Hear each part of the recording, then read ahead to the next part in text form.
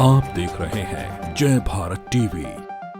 चैन की नींद बहुत दिन बाद सो पाए हैं। बहुत ही मुश्किल भरा रहा है सफर, क्योंकि इस वक्त इंसानों का ट्रैवल करना बहुत मुश्किल हो रहा है और साथ में मेरे तो एक पेट भी था। तो आप लोगों की वजह से ही पॉसिबल हो पाया कि मैं अपने पेट के साथ आ पाया और बहुत सारे इंडियंस आ पाए अपने पेट के साथ। ऑब्वियसली वॉर हो रहा है, बॉम्ब्स फट रहे हैं, तो उसमें अगर मैं किसी के पास भी छोड़ूंगा तो वो अपनी जान पहले बचाएगा, उसकी बाद में। मेरे को ये था कि अगर जान बचेगी तो दोनों की बचेगी, तो साथ में बचेगी। मैं डॉग के लिए ईमेल कर रहा हूँ इंडियन गवर्नमेंट में कि इम्पोर्ट वगैरह करने के लिए, तो उन्होंने तब भी कहा कि नहीं, क्या कर रहा है, छोड़ के आ जा। मैंने कहा नहीं, आऊँगा तो लेके ही आऊँगा। कोई भी आवाज़ होती थी, कोई बम फटता था तो कांप उठते थे वहाँ। मैं खाली मैं तो नहीं, बाकी पेट्स भी जो थे कांप उठते थे, भौंकने लग जाते थे, डर जाते थे, अंदर जाके कोने में छुप जाते थे। दुख भी है इस बात का कि जो बच्चे वहाँ फंसे हुए हैं उनके पास कोई हेल्प नहीं है वहाँ से निकलने के लिए। रशियंस ने किसी को किडनैप नहीं किया है, कोई किसी का कैप्चर नहीं हुआ है, किसी को भी ऐसा परेशान नहीं किया जा रहा है।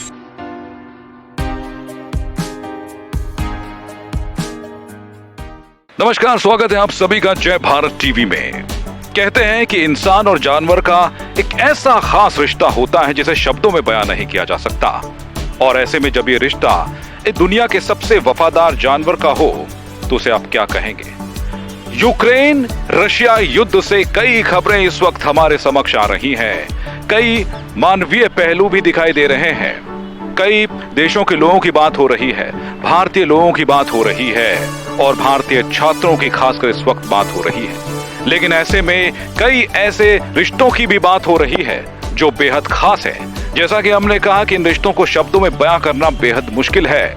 ऐसे में जब पूरी दुनिया इस युद्ध विभीषिका को देख रही है जो इस वक्त यूक्रेन में चल रही है, साथ ही वो कई ऐसे तस्वीरों को भी देख रही है जो बताती है कि आखिरकार ये रिश्ता कितना गहरा है। जी हाँ, जहां यूक्रेन युद्ध की हमने तस्वीरें देखी हैं, बातें सुनी हैं, कहानियां सुनी हैं, उन्हीं में से एक और कहानी निकल कर आई एक भारतीय छात्र की, जिन्होंने ये बताया कि हर रिश्ता बड़ा होता है और खासकर इंसानों और जानवरों का रिश्ता बेहद बड़ा होता है। क्योंकि आपने भी एक खबर जानी होगी कि भारतीय छात्र, एक इंडियन स्टूडेंट जो इस वक्त यूक्रेन में थे, और जब उन्हें कहा गया कि वो भारत वापस आए तो उन्होंने ये कहकर साफ मना कर दिया कि वो अपने पेट डॉग मलीबू के बिना अपने स्वदेश नहीं लौटेंगे।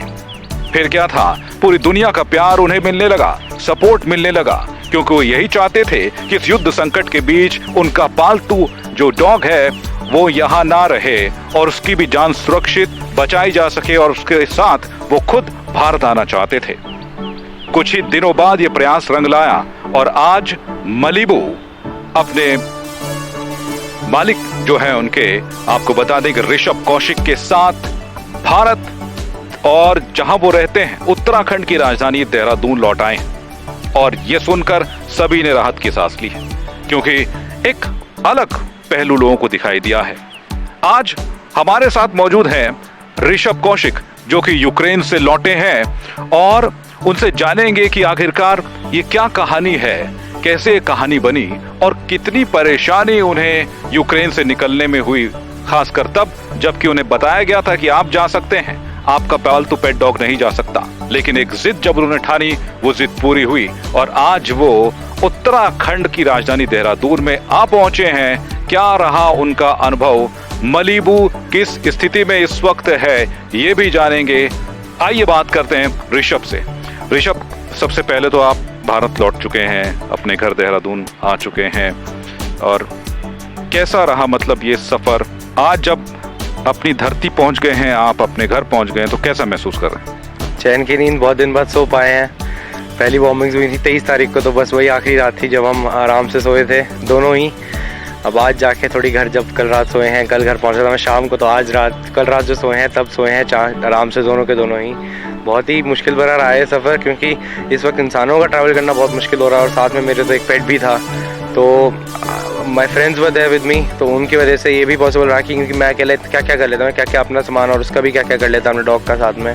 तो फ्रेंड्स थे, सब था, आप लोगों का सपोर्ट था, ऑल ओवर द वर्ल्ड से सपोर्ट आ रहा था। तो आप लोगों की वजह से ही पॉसिबल हो पाया कि मैं अपने पेट के साथ आ पाया और बहुत सारे इंडियंस आ पाए अपने पेट के साथ। तो यही आप बहुत अच्छा हुआ कि सब किसी को छोड़ना नहीं पड़ा अपने मेम्बर को पीछे, किसी भी फैमिली मेम्बर को पीछे। ऐसे में कई बार ये होता है कि जब आपसे पूछा गया होगा कि आप घर जाइए और आपने कहा होगा नहीं, मैं पेट डॉग के बना नहीं जाऊंगा, तो सबने कहा होगा आर यू सीरियस, आप ये करना चाहते हैं? जी सब मेरे पेरेंट्स भी यही थे कि लाइक पागल हो गया है क्या, कि कैसे कैसे छोड़ के जाए, लाइक डॉगी के कारण तो आ रहा है, वहाँ क्यों रुक रहा है, वहाँ कभी भी कुछ भी हो सकता है, छोड़ के आ रहा है, शेल्टर में छोड़ा, किसी फ्रेंड के पास छोड़ा, लेकिन ये ऑब्वियसली वॉर हो रहा है, बॉम्ब्स फट रहे हैं, तो उसमें अगर मैं किसी के पास भी छोड़ूंगा तो वो अपनी जान पहले बचाएगा उसकी बाद में, लेकिन मेरे को ये था कि अगर जान बचेगी तो दोनों की बचेगी, तो साथ में बचेगी। मलीबू और ऋषभ का जो ये रिश्ता है, क्योंकि सबके मन में यही सवाल है, हम और ये जानना चाहते हैं कि लोग एक जब पेट जब वो दूसरे देश में जाकर पालना होता है तो बड़ा मुश्किल होता है, क्योंकि खुद भी पढ़ाई करनी है, और एक आपने ये पेट डॉग अडॉप्ट किया था, कैसे ये कहानी शुरू हुई? मैं ऐसी OLX साइट जैसे इंडिया में होती है, यूक्रेन में भी है, मैं उस पर ऐसे ही स्क्रॉल कर रहा था तो ऐड आया कि 7 पपीज़ एक यूक्रेनियन लेडी को पड़े मिले थे रोड पे, तो उसमें से एक की मेरे को आंखें पसंद आ गई थी, तो मैंने कहा कि अब तो नहीं रुका जाएगा, और मैंने वो पेट डॉग अडॉप्ट कर लिया था। पिछले फरवरी मैंने इसको अडॉप्ट किया था, अराउंड 2 मंथ्स का, तो बस तभी से वो मेरे साथ है और अभी भी साथ ही है और साथ ही रहेगा। महीने का रिश्ता इतना गहरा हो चला कि आपने कहा कि युद्ध संकट छोड़िए, अच्छा 1 साल का जो ये गहरा रिश्ता हो गया था, आपने कहा कि युद्ध होता रहे, मैं अपने मलीबू को छोड़ के नहीं जाऊंगा। नहीं, अब अपने कोई भी पेरेंट वहाँ इस वक्त जो है यूक्रेन में, वो क्या अपने बच्चे को छोड़ के जाएगा कहीं भी? बस मेरा भी वही था, मैं अपने बच्चे को छोड़ के कैसे आ जाता? कोई कुछ भी कहता रहे, पेट है, डॉग है, लेकिन मेरे लिए मैंने उसको बच्चे की तरह अभी तक 1 साल वाला और आगे भी वैसे ही रखूंगा। आप जिस युद्ध विभीषिका के बीच वहाँ पर फंसे हुए थे, खुद को भी समझाना, घर वालों को भी समझाना, जो साथ में जो लोग हैं उनको समझाना, ये कितना मुश्किल था? क्योंकि प्रेशर आप पर बहुत होगा कि आप तो निकलिए, आपके पास मौका है जाने का। कई ऐसे छात्र हैं, हजारों छात्र जिनके पास ये मौका नहीं है। बहुत सारे छात्र हैं, मौका नहीं है, क्योंकि उनको बोला गया है कि वेस्टर्न पार्ट आप ट्रैवल करिए। जो खार्किव में है, जो कीव में है, उनको आपने बोलना तो बहुत आसान है कि वेस्टर्न पार्ट ट्रैवल करिए। जो करके आया, मैं करके आया, मुझे पता है कितनी मुश्किलें हुई हैं और क्या क्या हमें मुश्किलें फेस करनी पड़ी और कैसे कैसे हम पहुँचे। लाइक लक था हमारा कि हम पहुँच गए, वरना अब जो जिनका इतना लक नहीं पहुँच पाया उनको उनसे पूछिए जो खार्किव में अटके हुए हैं, इस वक्त पैदल चल के पिसोचिन पहुँचे हैं, उनके बहुत बुरे हालत। सबने ऑब्वियसली मेरे को कहा था कि छोड़ के आ जाओ, छोड़ के आ जाओ, कहीं भी छोड़ दो, कीव पहुँच के छोड़ दो, रास्ते में कहीं छोड़ दो, किसी शेल्टर को दे दो, लेकिन मैं नहीं छोड़ पा सकता, मैं छोड़ नहीं सकता था उसको। 23 तारीख के बाद जब ये सफ़र शुरू हुआ कि मुझे अपने वतन लौटना है और मलीबू के साथ लौटना है, तो कैसे आपने शुरू किया ये, और शुरुआत कहाँ से हुई? पहले क्या कहा गया कि आप पैदल चल के बॉर्डर्स पर पहुँचे, उसके बाद जो है देखा जाएगा आगे कैसे आपने आगे बढ़ना? नहीं, शुरुआत तो बहुत पहले हो गई थी। मैंने जब मेरे को पता लगा कि ऐसे ऐसे वॉर होने वाले थे, मेरे को पेरेंट्स ने एडवाइस किया कि आ जाओ वापस, टिकट करा रहे हैं हम, लेकिन मैंने कहा कि नहीं, मैं अपने डॉग के लिए ईमेल कर रहा हूँ इंडियन गवर्नमेंट में कि इंपोर्ट वगैरह करने के लिए। तो उन्होंने तब भी कहा कि नहीं, क्या कर रहा है, छोड़ के आ जा। मैंने कहा नहीं, आऊँगा तो लेके ही आऊँगा। तो मैंने कोशिश की, मैंने मिनिस्ट्री जो भी इसके रिस्पॉन्सिबल मिनिस्ट्री होती है, मिनिस्ट्री ऑफ एग्रीकल्चर, उनको कांटेक्ट किया। बहुत दिन लगे आने में एक्चुअल कॉन्टैक्ट्स, लेकिन हो गया, बात हो गई उनसे। उन्होंने मेरे को डॉक्यूमेंट्स बता दिए क्या क्या चाहिए। मैंने वो जो बना हुआ था वो भेज दिया, जो नहीं बना हुआ था वो उस वॉर लाइक, तब बम नहीं फटे थे लेकिन वॉर लाइक सिचुएशन तो थी, मैंने उस सिचुएशन में भी बना के उनको भिजवा दिए, सब भेजा मैंने उनको। लेकिन तब भी वो नहीं, और मांगते रहे, दोबारा एक ही डॉक्यूमेंट मांगते रहे। तो मैंने तो उम्मीद ही छोड़ दी थी। जब 24 तारीख को सुबह, मैं 24 को कीव पहुँच, मैं 23 की रात को कीव पहुँचा हूँ। 24 की सुबह लोकल टाइम के 5 बजे बम फटे हैं, और 24 की सुबह 9:30 बजे मेरे पास AQCS animal quarantine and certification centre से ईमेल आया है कि आप हमें अपनी फ्लाइट टिकट सेंड करिए। लाइक मेरे पास तो उसके बाद मैंने तो उम्मीद ही छोड़ दी थी कि अगर ये नहीं जा पाएगा तो ये नहीं जा पाएगा, तो मैंने अपनी भी उम्मीद छोड़ दी कि मैं भी नहीं जाऊँगा, इसको छोड़ के तो नहीं जाऊँगा।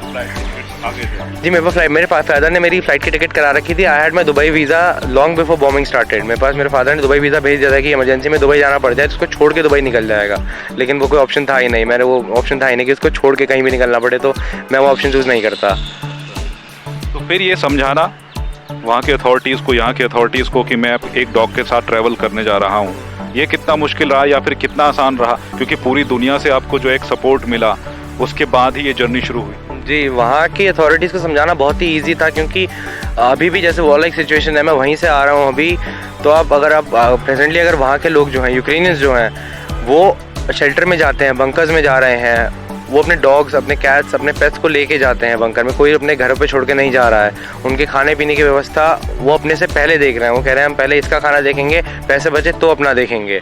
मैं भी अपने साथ करीब 1-1.5 महीने का खाना अपने डॉगी का साथ लेके चल रहा था, क्योंकि कुछ भी हो सकता था।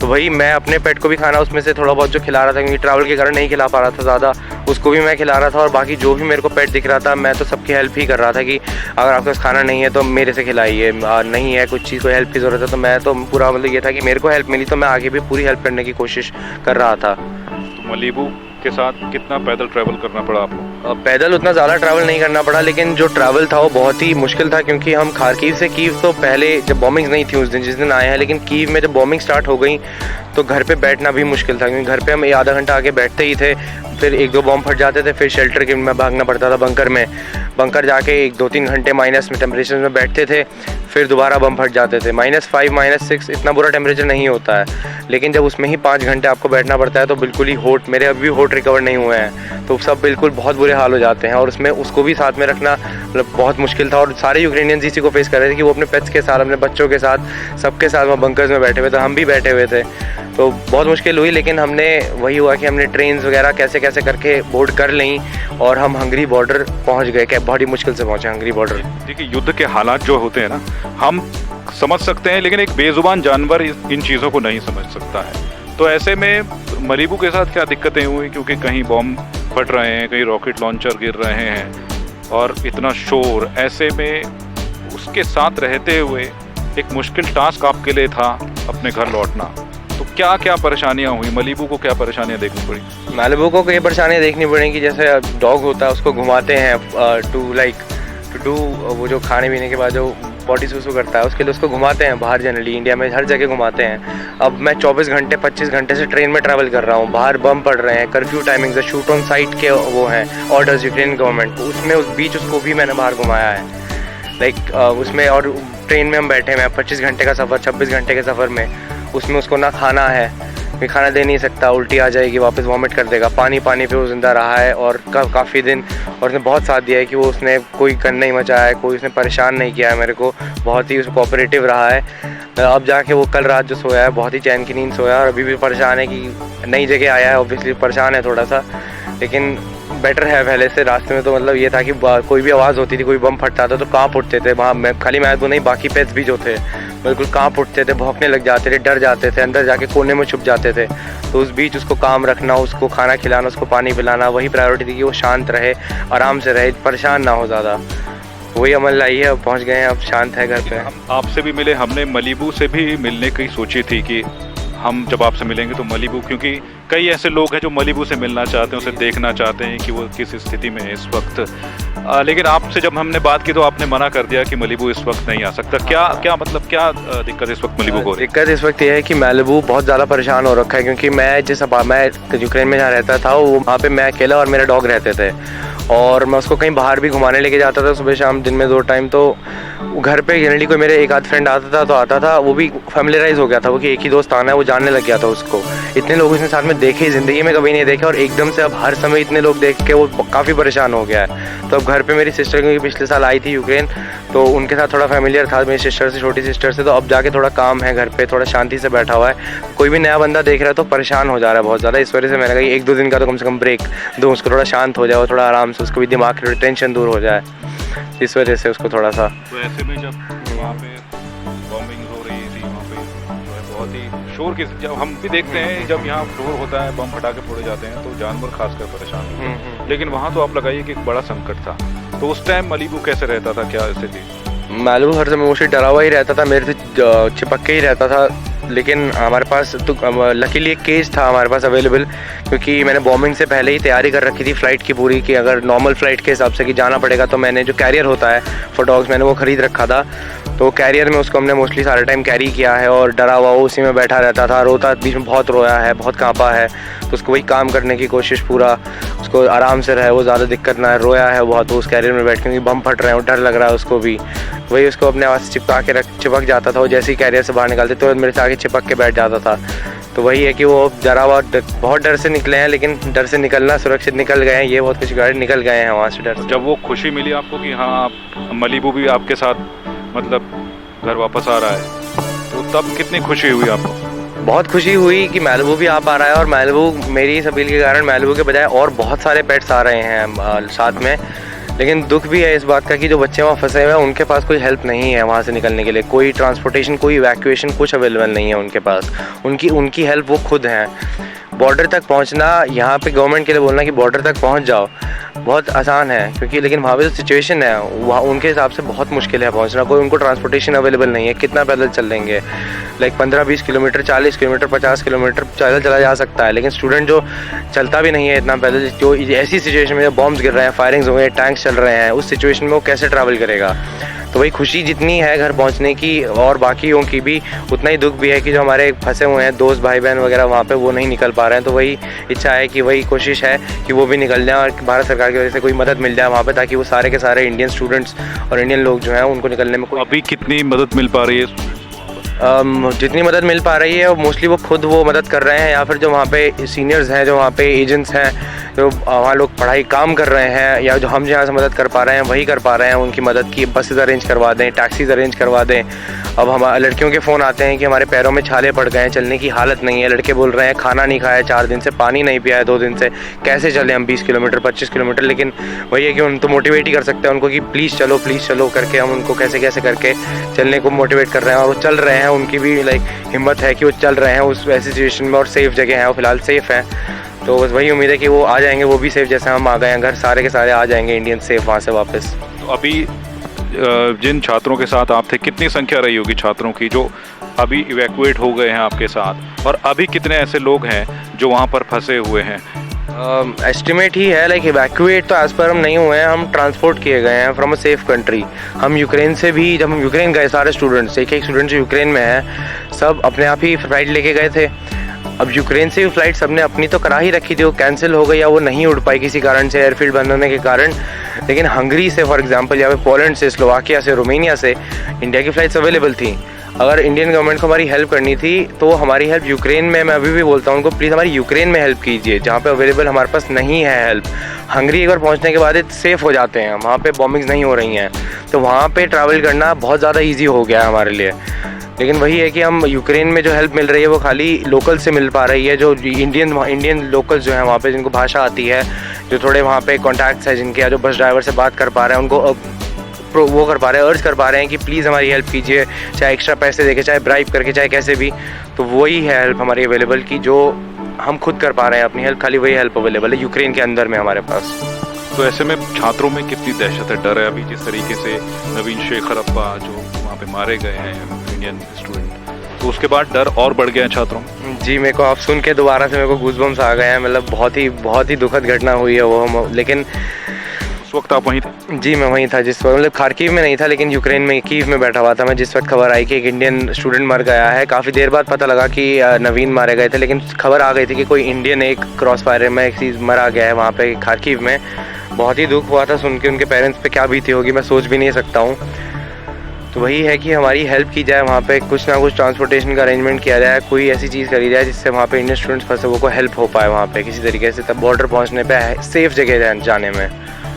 तो मतलब इस वक्त जो है इंडियन स्टूडेंट जितने भी वहाँ पर हैं, उनको ये कहा जा रहा है कि आप जो है खुद ही जो है बॉर्डर्स तक पहुँचिए, लेकिन बॉर्डर्स तक पहुंचाने के लिए ऐसी कोई मदद जो है इंडियन स्टूडेंट्स को नहीं मिल पा रही है। जिस तरीके से आप खुद कह रहे हैं कि आपने कई किलोमीटर का जो पैदल सफ़र भी किया है, और कई ऐसे छात्र हम देख रहे हैं तस्वीरें, कई छात्र जो हैं पैदल चल रहे हैं और पैदल चलकर जो है ये बॉर्डर्स तक पहुंच रहे हैं, और उसी के बाद जो है उन्हें मदद मिल पा रही है। जब आप खुद बॉर्डर पर पहुंचे तब कैसी मदद आपको मिली? इंडियन एम्बेसी के लोग वहाँ के आपको मिले, किस तरह का मतलब वहाँ पर आपको हालात दिखे हैं कि अगर कोई छात्र पहुँच भी रहा है तो उसको किस तरीके से वहाँ से यहाँ इंडिया भेजा जा रहा है? जैसे हम हंगरी बॉर्डर पहुँचे थे, हमने जो है चोप क्रॉस किया था, उस गोरद हम पहुँचे थे, यूक्रेनियन बॉर्डर सिटी जो है हंगरी के बॉर्डर पे। हम वहाँ से चोप गए यूक्रेनियन बॉर्डर सिटी, हमने चोप से अपना इमिग्रेशन करा, कोई ऑफिशियल अवेलेबल नहीं था। हमने चोप से जाहुनी पहुँचे, जो हंगरी की बॉर्डर सिटी है, वहाँ भी कोई वहाँ पे शायद एक एम्बेसी का ऑफिशियल अवेलेबल था, लेकिन तब तक तो हम इमिग्रेशन सारा कुछ कर चुके थे और हम सेफ़ थे। तो हमने खुद अपनी बुडापेस्ट की ट्रेन्स की टिकट खरीदी हैं और हम बुडापेस्ट पहुँचे हैं। इवन बुडापेस्ट पहुँचने के बाद भी हमें कॉन्टैक्ट दिए गए थे कि इनको कॉन्टैक्ट करिए, उनको कॉन्टैक्ट करिए, लेकिन जो अकोमोडेशन भी प्रोवाइड की गई थी वहाँ तक भी हम खुद पहुँच गए हैं। Mostly students Budapest train station से खुद ही जा रहे हैं, सारी अकोमोडेशन पे जो उनको प्रोवाइड की जा रही हैं। और वो रीज़न ये है क्योंकि बुडापेस्ट में सारे होटल्स, सारे जितने भी पेड रहने की जगह हैं वो सारी फुल हैं इस वक्त from Ukrainian refugees, from more, जो यूक्रेन से और नेशनलिटीज़ के लोग गए हैं उन्होंने बुक कर ली हैं। क्योंकि अब ये देखिए जो वेस्टर्न कंट्रीज़ थे उनको ईजी था पार करना, वो ऑलरेडी पार कर चुके थे। हम लेट हैं जो ईस्टर्न साइड से आए हैं, तो इसलिए ऑलरेडी मोस्टली बुडापेस्ट में भी बहुत मारामारी है। लेकिन हंगेरियन गवर्नमेंट काफ़ी अच्छा हैंडल कर रही है, हंगेरियंस हमारी हेल्प कर रहे हैं। वहाँ पे इवन बॉर्डर पे हंगेरियंस अवेलेबल थे जो खाना खिला रहे थे इंडियंस को, लेकिन रिस्पेक्टिव ऑफ द नेशनलिटी वो खाना खिला रहे थे। वो उनका भूखा आदमी है, कहाँ फ़र्क नहीं पड़ता कहाँ से है कौन है, हमें खाना खिलाना है। तो वैसे ही हमारी बहुत मदद हो रही है उनसे भी। और Indian government also for transporting us, कि हमारे को फ्री अकोमोडेशन ऐसे में प्रोवाइड किया गया वहाँ पे। हम grateful to the Indian volunteer जो हंगरी में इस वक्त प्रेजेंट है, वो उनको पता है कि वो कितनी मुश्किलों में है। बच्चे इतने परेशान हैं कि वो उनको भी परेशान कर रहे हैं कि आप हमारी हेल्प क्यों नहीं कर रहे हैं। लेकिन वो जितनी हेल्प कर पा रहे हैं अपने स्टैंड पे वो बहुत ज़्यादा हेल्प है। बहुत अच्छा है कि वहाँ इंडियन सिटीजन्स हमारी हेल्प कर रहे हैं हंगरी पहुँचने के बाद। लेकिन वहाँ भी कोई इंडियन एम्बेसी से हंगरी में भी अकोमोडेशन में कोई अवेलेबल नहीं था हमारे पास फॉर हेल्प। खाली वॉलंटियर्स थे, फॉर जो इंडियन सिटीजन वहाँ काम कर रहे हैं, पढ़ रहे हैं, वो हमारी हेल्प कर रहे थे वहाँ पे। जो ये खबरें आ रही हैं बीच में, कई इंडियन स्टूडेंट्स कह रहे थे कि कुछ इंडियन जो स्टूडेंट्स हैं उनको उठा के ले गई रशियन आर्मी, और कई जगह जो है कई छात्रों को पीटा भी जा रहा है। ये क्या सच में वहाँ पर इस वक्त हो रहा है? नहीं, ऐसा नहीं हो रहा है वहाँ सच में। Of course Ukrainians train board करने के लिए या फिर बस बोर्ड करने के लिए अपनी नेशनलिटी को प्रायोरिटी दे रहे हैं, लेकिन एज सच कोई रशियंस ने किसी को किडनैप नहीं किया है, कोई किसी का कैप्चर नहीं हुआ है, और किसी को भी एज सच परेशान नहीं किया जा रहा है। किसी भी इंडियन को या फिर किसी भी और नेशनलिटी को कोई परेशान नहीं कर रहे हैं यूक्रेनियंस।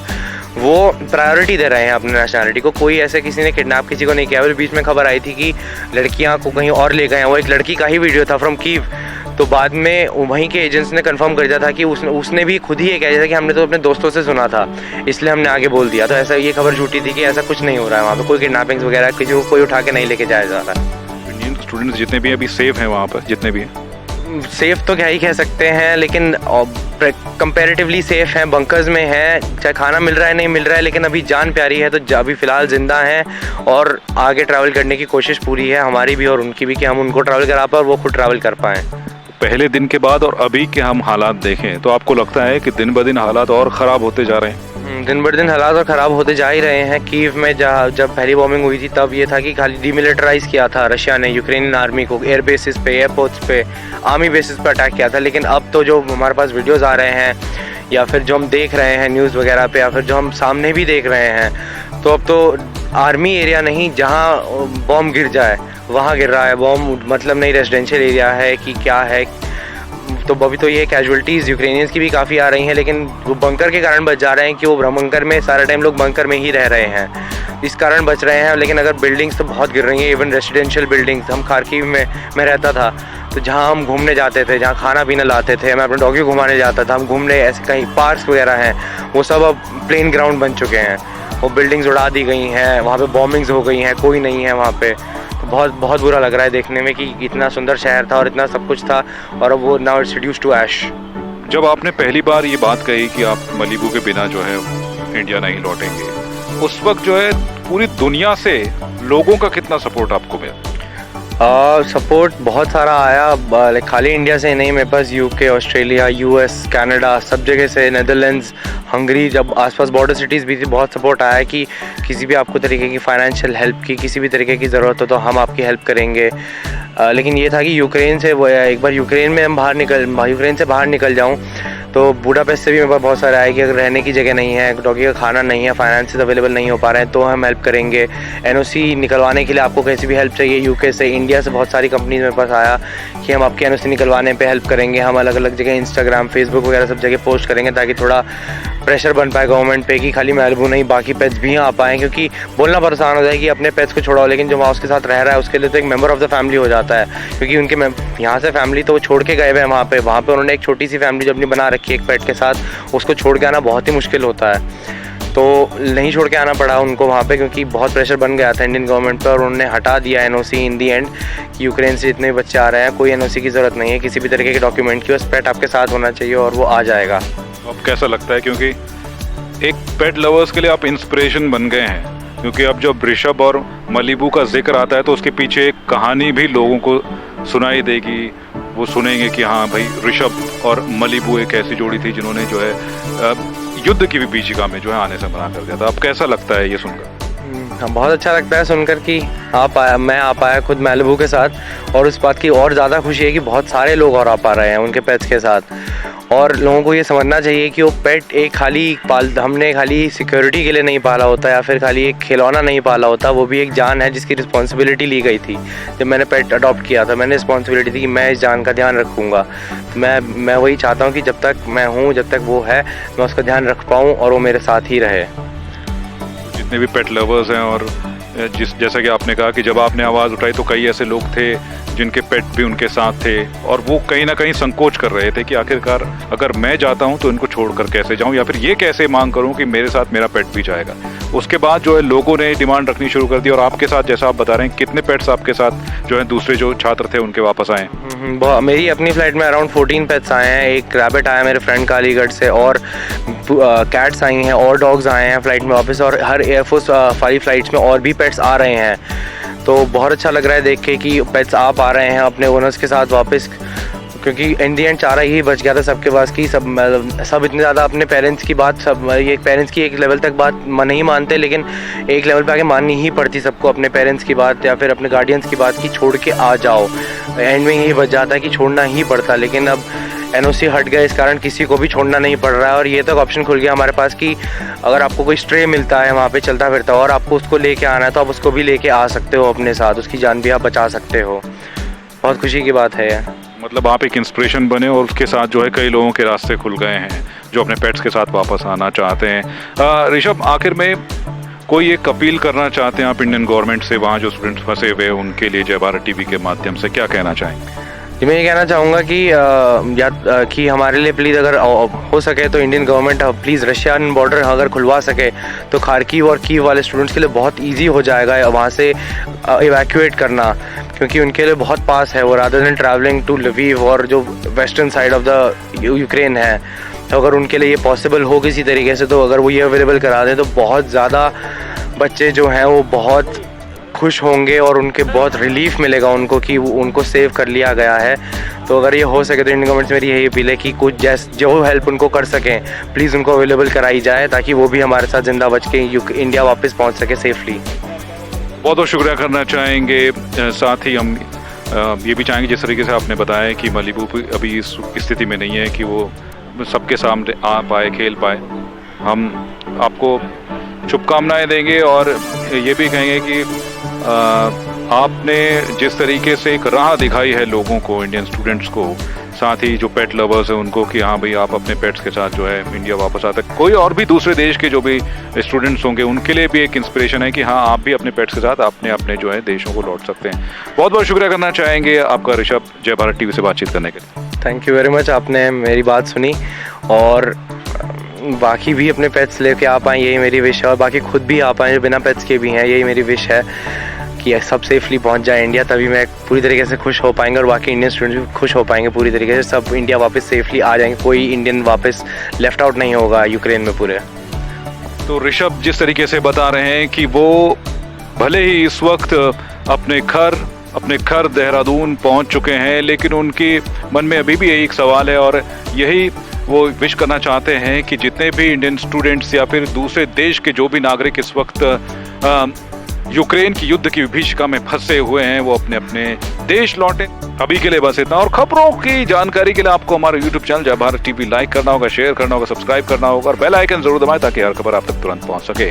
और खबरों को अगर पढ़ना चाहते हैं तो हमारी वेबसाइट jayBharatTV.com पर जाइए और पढ़िए देश दुनिया की तमाम ताज़ा तरीन खबरें। फिलहाल मुझे और मेरी पूरी टीम को दीजिए इजाजत। नमस्कार।